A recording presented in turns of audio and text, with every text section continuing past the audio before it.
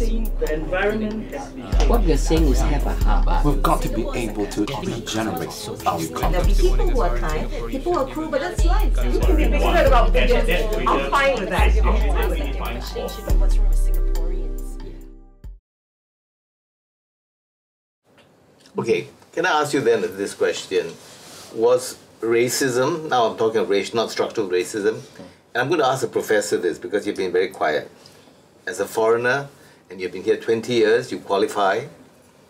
Was racism stronger in the past, or is it stronger today?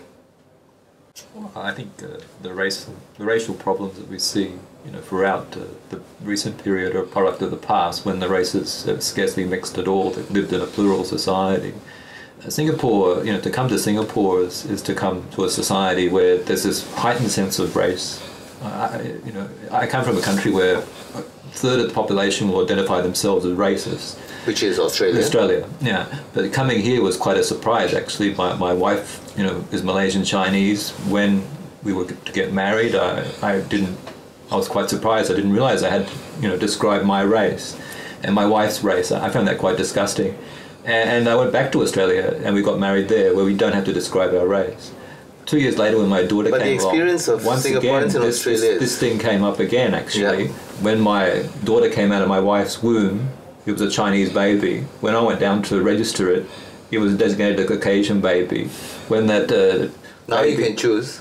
No, it goes on. When that baby went to school, she was told by the teacher that she had to colour in, the picture, not the Malay picture or the Chinese picture or the Indian picture, but the picture of the Eurasian. So throughout, What's her second language then in school? her second language is her mother's language, Chinese. So there's a surprising heightened consciousness of race that permeates society. Today? It's an issue of Today, policy, when I policy. arrived, and I'd say historically, it's there. Has it gotten worse? Has it not changed? Has it gotten better? I think it historically has gotten better, actually, in terms of if you look back at the racial riots, but there's always people who've been willing to break down that barrier. Like during the 64 racial riots, these classic stories of Malays who protected their Chinese neighbours and Chinese who protected their Malay neighbours. Yes. You've got that, but you've got these monsters running around just killing people of the opposite race. Yeah. Those people aren't around anymore, or if they are around, they're very quiet, and they just haven't got the breathing space that they had. So these surveys, in a way, they kind of distort the what's going on, I think, because in Australia, 35% of the population are able to admit that they're racist in some way. A high percentage. A high percentage, and the experience indeed, of Singaporeans there, they do feel it. Yes, it's like Australia does have racism or whatever, Yeah. but it doesn't have that heightened sense of race that Singaporeans are served up with their daily bread day after day, and this leads, I think, to a lot of problems that we're discussing tonight. Did you feel being self-conscious? I've never as described a mixed race family, people staring at you, right? No. Or what? No, I don't think so, right? No, but I've never had to write race on a form in my entire life, and I've never had to think, am I a Caucasian or whatever. I do it now only because I have to fill out those damn forms. Some people just write human race. Yeah. And you And I find think it that's what we all should offensive? write, actually. Yeah. You find it offensive You're to damn have right, to I find it identify offensive. yourself? I don't like this type of thing. In Australia, I Okay. wouldn't stand for it here because I've been here 20 years. I accept it, and I see the type of discussion that we're having tonight, and I sometimes wonder whether it's healthy or not. Can I ask Ivy whether, during the olden days, whether there was greater closeness between the races compared to today? In the old days, it was closest. We were closer. I think we never really felt that it was people of different race. But then you say, I'm half Chinese, half Indian.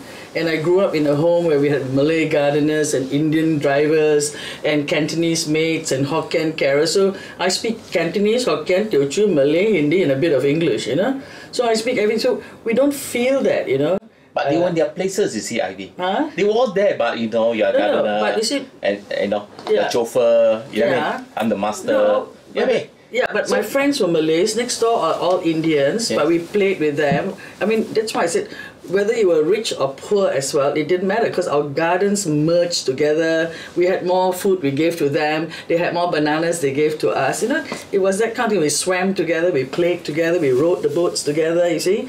But do you really see that happening in HDB?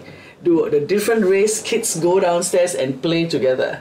Maybe when they go to a community center, because it is organized entertainment, so they all play together. But naturally, does a Malay kid and an Indian kid and the Chinese kids all play together like we used to? Michael, what's your experience? But Is it better between then and now? I think in the old days, right, we were much closer, right? In the old village where you have a childless couple, and the family with a lot of babies, the Malay family will give a baby, you know, extra baby, to the Chinese family and let you raise up and So what happened? Why then the are we British so came, conscious? divide and rule.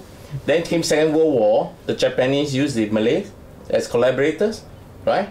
The Chinese were mostly pro-communist. After the war, revenge killing and being split, parties were formed along racial lines. Malaysia got into the picture, right? And so on. So you find that race became a factor, a political factor.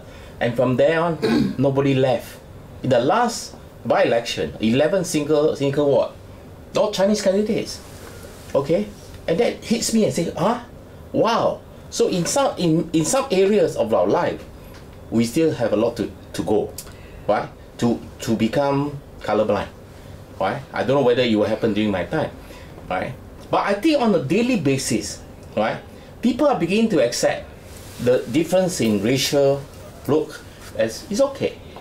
But when one day we begin to compete for resources, I'm not so sure, right? If there's massive unemployment, right?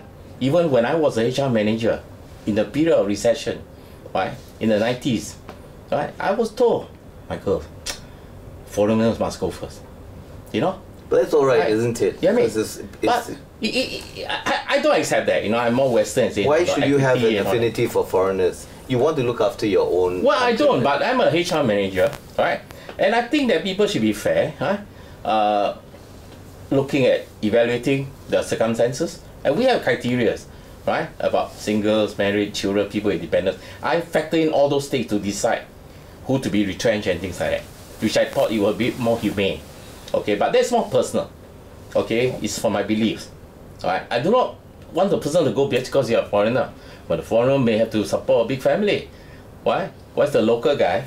Okay, maybe just single, easier to younger. No, but there find a must job. be some loyalty to your own countrymen. Oh yes, of course. If it's, well, I've not reached that point where I say, hey, the non-Singaporean must go. But then at the end of the day, is that who we are?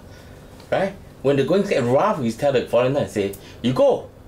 I don't think that's who we are. Okay, personally, I don't think so. Right?